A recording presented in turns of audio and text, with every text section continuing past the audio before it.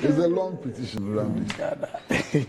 So it's a very, very long petition of 19 pages. Yes, I'm told that. And I've read up to 12 pages of it. It's a petition. But yesterday I listened to it on one of the networks. Okay. It was read on one of the networks. I read it. And it's very, very detailed. Honorable, it's a very detailed petition. Okay. Extremely detailed petition. Ready? And raises very crucial matters of law and constitution. And legal morality and so on. All kinds of issues. I don't have a problem with the petition. Last night when I saw this, I just went to the Constitution just to understand the processes. And really, Clause 6 of Article 146, with your kind permission, where the petition is for the removal of the Chief Justice, the President shall, which is mandatory, acting in consultation with the Council of State, appoint a committee consisting of 2 justices of the Supreme Court, one of whom shall be appointed chairman by the President, and 3 other persons who are not members of the Council of State, nor members of Parliament, nor lawyers.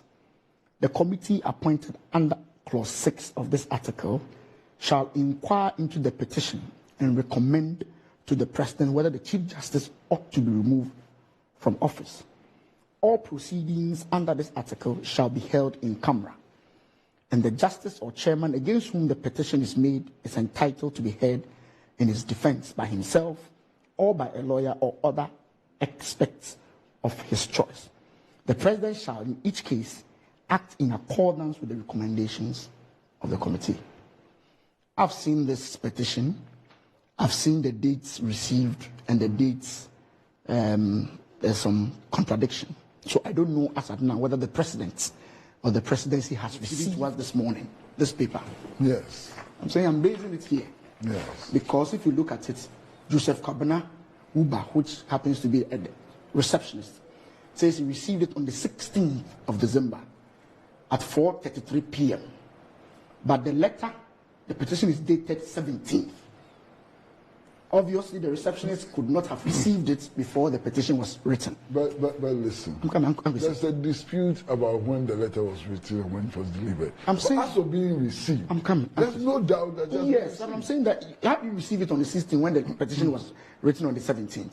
So I'm saying that if the petition has been received, I'm sure the President will act in accordance with the Constitution. And the Constitution is very clear. Once he receives it, in the case of a removal of a Chief Justice, a committee will be set up. And it's a shall. I'm sure the President, being a lawyer, once it is received, in the case of any other justices, a prima facie case has to be first established by the Chief Justice. In the case of the Chief Justice herself, in this case, the President has no option but to set up a committee headed by or chaired by one of the Supreme Court justice and 2 other people to look at it. 3. To look at it. This is done in consultation with the Council of State. Once it's done, the recommendation is then brought back to the President. At that point, the President will act on the recommendation. So let's see how it goes. So let me tell you yes. the difficulties I see.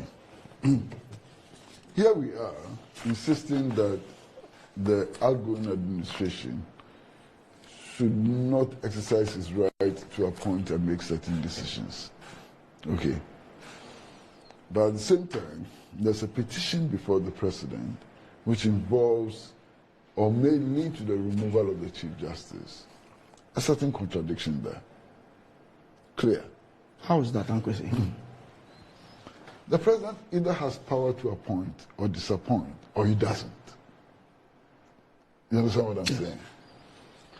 So if we insist that the President, because of the time left for his administration to come to an end, cannot appoint and disappoint, it should apply to everybody. I still don't get what I'm saying. I don't, because in this case, because of the... Okay, sorry, I'm finished. So that's a fundamental problem we have to resolve. Yes, but in this particular case... Oh, sorry, Angusi, sorry. Yeah, okay, you go. In this particular case, my reading of the Constitution gives very little discretion to the President. maybe the lawyers can advise. But it's a process of removal from office. But I'm saying that lead to removal no, from office. in this particular instance, once the president receives the petition, the constitution is clear as to what the president should do next. Agreed. Yes. I'm not. Yes. In all instances, the procedure is clear.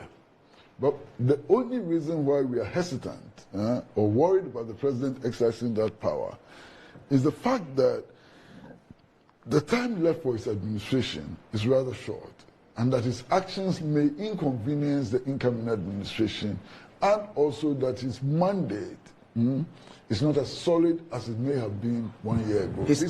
His actions of appointing a committee, no, I don't think his actions of appointing a committee will inconvenience the incoming government. How is that different from appointing the CEO of Cocoa Board? It's or different. dismissing the CEO of Cocoa Board? It's different. Okay, you think it's different? Yes, it's different. Fine. In this case, the petition, the procedure, as I've read it, and I'm saying I'm not a lawyer, maybe the lawyers can advise, is that immediately the president receives the petition, he is mandated. Master, the appointment of chief executive of the Cocoa Board is also enshrined in law. There's a process enshrined in law. Yes. As in all cases. Yes. Okay. So if he cannot appoint or disappoint the chief executive of the Cocoa Board, given all the factors we have stated, it should apply to the Chief Justice too. But in this case, the president is not removing the Chief Justice. It may lead to. But in this case, it's not the president who is exercising his power, because he does not even have that power. Yes. He doesn't. Ultimately, the report goes back to the But president. the reporter goes back to him. My reading of the Constitution says that he has to abide by the recommendation of the committee.